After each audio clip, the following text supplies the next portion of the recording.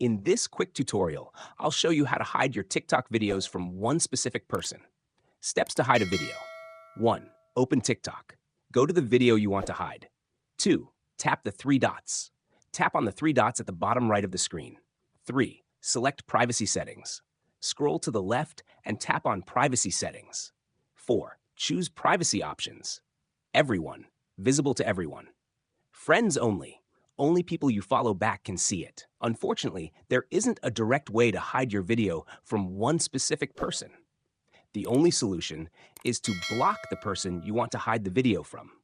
If you found this video helpful, don't forget to subscribe. See you in the next one.